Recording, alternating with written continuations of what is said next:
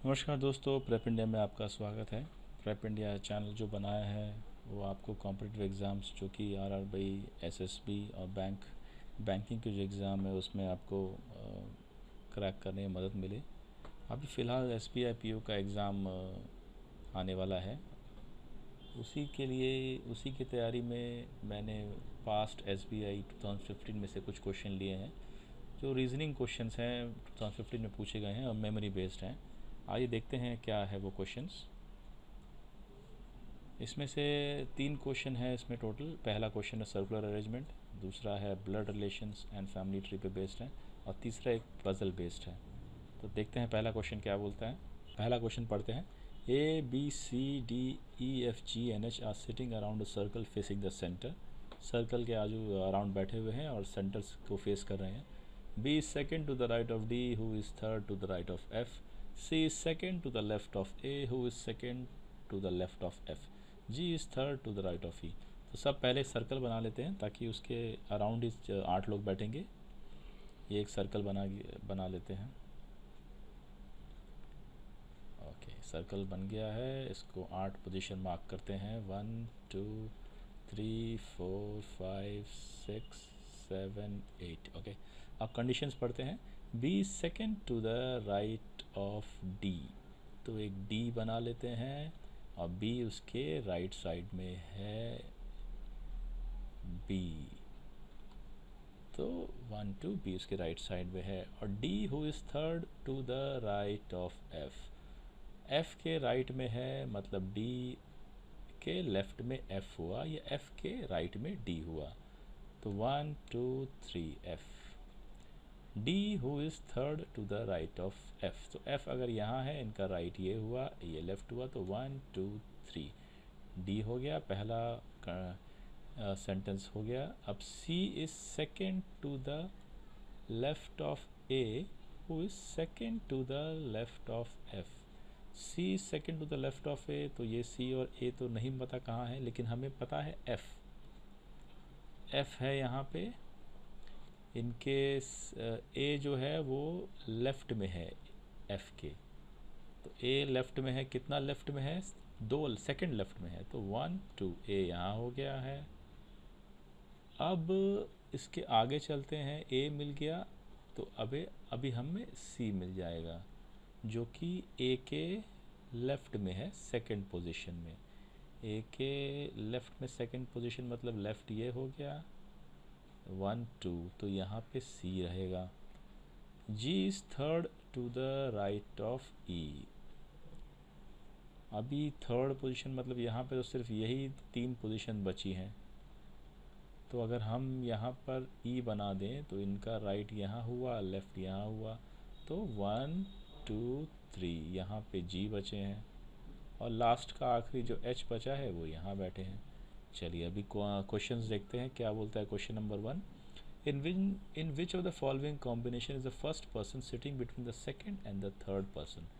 तो ये जो फर्स्ट पर्सन है जी, ये सी और डी के बीच में बैठे हैं क्या? क्वेश्चन ज़रा मतलब क्या बोल सकते हैं, आपको थोड़ा ट्रिकी वे में प्रेजेंट किया गया है। ये सीधा ऐसे नहीं दिया गया है कि सी जी के बीच में बैठा है। पहला जो है वो इन दोनों के बीच में बैठा है, मतलब पोजीशन कैसा होगा? सी जी डी, ऐसा पोजीशन होगा। देखते हैं कि जी सी और डी के बीच में है क्या? जी सी और डी के बीच में नहीं है, तो ये गलत हो गया है। अभी एफ़ जी और एच के बीच में है क्या? एफ़ तो एच और ई के बीच में है, तो ये भी नहीं है। Option number C E F H, जो कि ई एफ और एच के बीच में है, तो ई एफ और एच के बीच में नहीं है। ऑप्शन नंबर डी देखिए, A B E, A B E, so A B और ई के बीच में है, तो ऑप्शन नंबर डी करेक्ट है। क्वेश्चन नंबर 2 देखते हैं। Who is third to the right of H.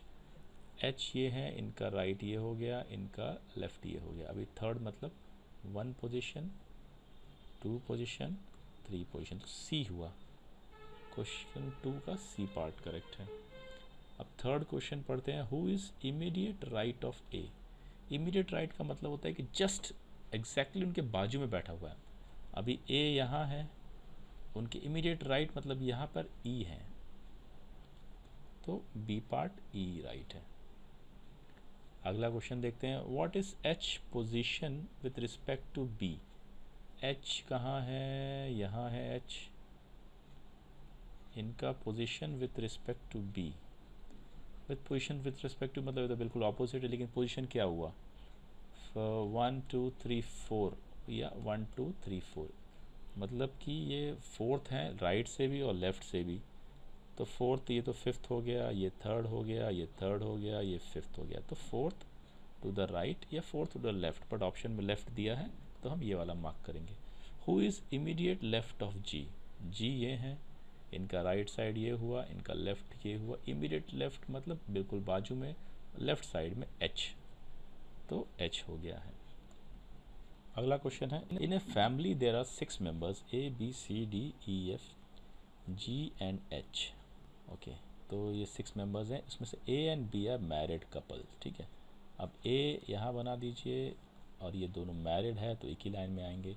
कौन सा मेल है कौन सा फीमेल है वो आगे पढ़ने पे मालूम पड़ेगा। A being the male member, so male member को मैं स्क्वायर में शो करता हूँ, और ये बी ऑटोमेटिकली फीमेल हो गई जो कि मैं सर्कल में शो कर रहा हूँ। Okay, D is the only son of C. Okay, D is the only son of C. अब हमें मालूम नहीं डी किसका और सी किसका रिलेशन है, पता नहीं, लेकिन आगे पढ़ने पे हमें रिलेशन मालूम पड़ता है। C who is the brother of A, C brother है, मेल है, तो इनको भी मैं स्क्वायर में शो करूँगा। D is the only son of C, तो सी की सन है, तो सी की शादी किसी से हुई होगी जो कि फीमेल है। देखते हैं आगे, और इनका डी ओनली सन है। ठीक है दोस्तों, समझ में आ रहा होगा आपको। E is the sister of D, E जो है सिस्टर है डी की, तो इनका एक बेटा और है, एक चाइल्ड और है, सॉरी बेटा नहीं, जो कि ई है और वो सिस्टर है, तो इसको सर्कल में शो करेंगे। B is the daughter in law of F, B है वो डॉटर इन लॉ है एफ की, तो यहाँ आ गए F. Whose husband has died, तो ये एफ हो गई फीमेल और ये हो गए इनके हस्बैंड जो कि डाइड हैं। ओके, ठीक है, चलो मैं आपको दोबारा एक बार रीड करता हूँ कैसे बनाया मैंने। A and B are married couple, A and B married couple हैं, तो ए इसमें मेल है इसलिए मेल, दूसरा ऑटोमेटिकली फीमेल हो गया। D is the only son of C, हमें पता नहीं है, लेकिन सी का रिलेशन है कि who is brother of A, तो सी का ब्रदर ऐसे हो जाएंगे ए में, और उनकी वाइफ जिसका हमें आइडिया नहीं है, कोई इन्फॉर्मेशन नहीं है, एंड डी उनका ओनली सन है। आगे बोलते हैं ई सिस्टर ऑफ डी, तो ई एक सिस्टर हो गई यहाँ पे। B is the daughter in law of F whose husband has died, तो हस्बैंड यहाँ पर हैं जो कि डाइड हो गए हैं, और उनकी ये ऑटोमेटिकली फीमेल होगी। क्वेश्चन पढ़ते हैं, how is F related to A, F यहाँ है और ए यहाँ है, तो एफ कैसे रिलेटेड है, ये एफ ए है, ये उनकी तो मदर है। Okay, how is E related to C, E यहाँ है सी यहाँ है, तो ई सी ये है मदर, ये उनके बच्चे हैं सन एंड डॉटर, तो ई क्या हुई उनकी डॉटर हुई। Who is C to B, C यहाँ है बी यहाँ है, सी और ए ब्रदर हैं और ये उनकी वाइफ हैं, तो सी उनके ब्रदर इन लॉ हुए। ओके, समझ में आ रहा है आपको, ये ए और सी ब्रदर हो गए हैं दोनों। बी हैं जो ए की वाइफ है, तो सी उनके ब्रदर इन लॉ हो गया। How many male members are there in the family. Okay, जो डेड हैं उनको हम नहीं कंसिडर करेंगे, तो कितने हो गए हैं 1 2 3।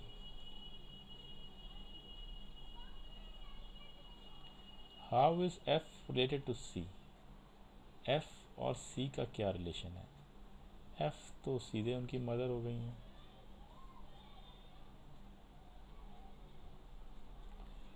ठीक है दोस्तों, अगला क्वेश्चन देखें। आशा आपको समझ में आया होगा। ये तो सिंपल ही है, आप इसको जस्ट नोटेशन बना के चलिए कि मेल को इस तरह से बना दें, फीमेल को ऐसे बना दें। अगर एक ही रिलेशन में है हस्बैंड वाइफ तो ऐसे कर दीजिए, अगर उनके बच्चे हैं तो ऐसे कर दीजिए, आप ऐसे कर दीजिए और इसको बनाते जाइए तो बहुत सिंपल हो जाएगा। ठीक है, चलिए आगे का क्वेश्चन देखते हैं।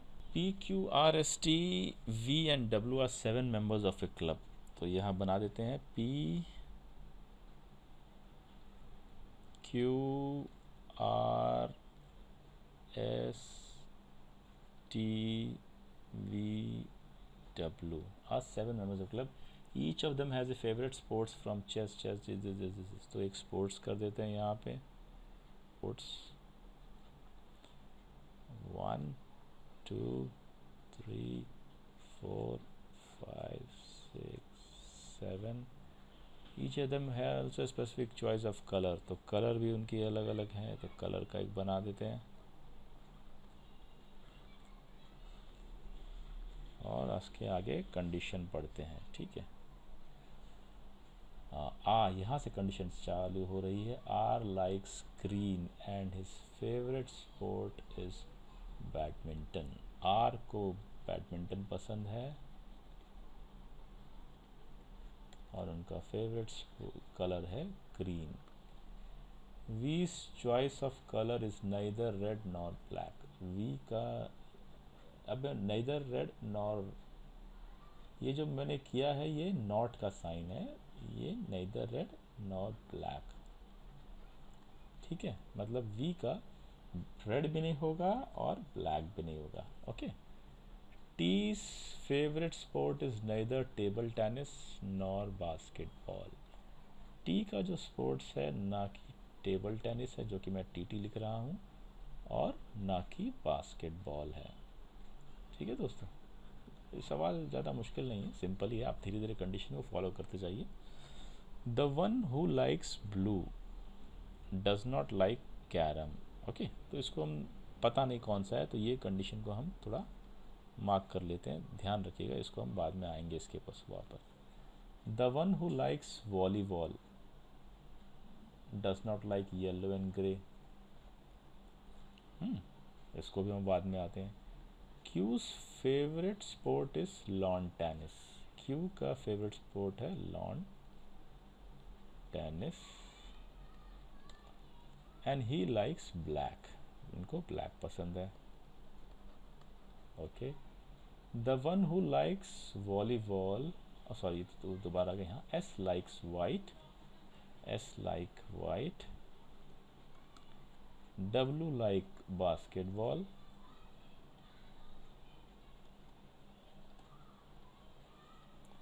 पी लाइक्स वॉलीबॉल,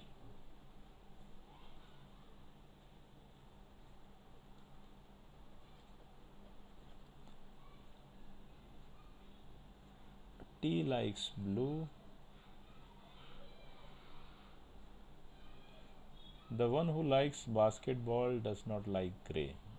बास्केटबॉल है तो ये उनको ग्रे पसंद नहीं है। ओके, अभी देखते हैं जो कंडीशन छूट गई थी। The one who likes blue, blue यहाँ है, blue does not like carrom, तो उनको कैरम भी पसंद नहीं है। तो टी है जो ब्लू पसंद है, लेकिन वो कैरम भी पसंद नहीं है। ठीक है। The one who likes volleyball, volleyball कहाँ है, ये है। Does not like yellow and grey, चलो उनको येलो और ग्रे भी पसंद नहीं है। ठीक है, अब हमारी सारी कंडीशन हो गई हैं। ठीक है, अभी क्या बचा है यहाँ पे, TT and carrom, TT and carrom. Okay, तो टी में का जो है वो तीनों स्पोर्ट्स नहीं है। ठीक है, तो टी में टेबल टेनिस नहीं है, बास्केटबॉल नहीं है, कैरम नहीं है। तो टी के पास बचता है स्पोर्ट्स चेस। ठीक है, तो अब टीटी और कैरम जब इन दोनों में ही बचते हैं, तो यहाँ पे या तो टीटी आ सकता है या कैरम आ सकता है। टीटी यहाँ आ सकता है या कैरम आ सकता है यहाँ पे, ठीक है। ग्रे यहाँ नहीं है, ग्रे यहाँ नहीं है, तो ग्रे यहाँ आता है, ओके। येलो यहाँ नहीं है तो यहाँ येलो आ जाएगा, और ब्लैक यहाँ नहीं है तो ब्लैक यहाँ आ जाएगा। तो इस तरह से हमने ये पूरा सॉल्व कर लिया है। ओनली थिंग हमारे पास ये जो है टीटी और कैरम हो सकता है, और यहाँ पे भी टीटी कैरम हो सकता है, ये एक कंडीशन नहीं है। चलिए देखते हैं क्वेश्चंस क्या बोलते हैं। तो ये हमने जो सॉल्व किया हुआ है यहाँ पर ले लिया है ऑलरेडी, जो हमने पीछे सॉल्व किया वही यहाँ पे लिख दिया है, मैंने आप ये बना के ऑलरेडी रखा हुआ था। क्वेश्चंस पढ़ते हैं अभी। व्हाट इज़ वीज चॉइस कलर? वी यहाँ पर है, इनका चॉइस ऑफ कलर क्या है? ग्रे। तो इसमें 1 का ऑप्शन नंबर बी करेक्ट है। What is T's favourite colour? T यहाँ पर है, इनका फेवरेट स्पोर्ट्स, सॉरी टीज का फेवरेट स्पोर्ट्स क्या है? Chess. Whose favourite sports is carrom? Okay, carrom यहाँ पे 2 जगह है, यहाँ पे, तो हमें उसका आंसर मिला नहीं है क्योंकि डेटा उसका इनएडिक्वेट है। कैरम यहाँ पे भी हो सकता है, यहाँ पे भी हो सकता है, या टीटी यहाँ हो सकता है, यहाँ हो सकता है, तो इसीलिए इसका डेटा इनएडिक्वेट आएगा। Whose favourite sport is basketball? Basketball कहाँ है? बास्केटबॉल यहाँ पर है, जिनका फेवरेट है ये डब्लू का फेवरेट है। व्हाट इज़ डब्लूज चॉइस ऑफ कलर? डब्लू का चॉइस ऑफ कलर क्या है? येलो, जो कि इस ऑप्शंस में नहीं है, तो ये नन ऑफ दीज। आशा करते हैं ये तीनों क्वेश्चन आपको समझ आएंगे। क्वेश्चंस का लेवल ज़्यादा डिफ़िकल्ट नहीं है, बट आप ये क्वेश्चंस मैंने इसीलिए लिए क्योंकि 2015 में प्रीलिम्स में पूछे गए थे ये। आशा करते हैं आपको हमारा वीडियो पसंद आया होगा। आप हमारा चैनल प्रेप इंडिया सब्सक्राइब कर लीजिए। आपका एग्ज़ाम अभी SBI PO का आने वाला है अप्रैल में। Wish you all the best. Thank you very much.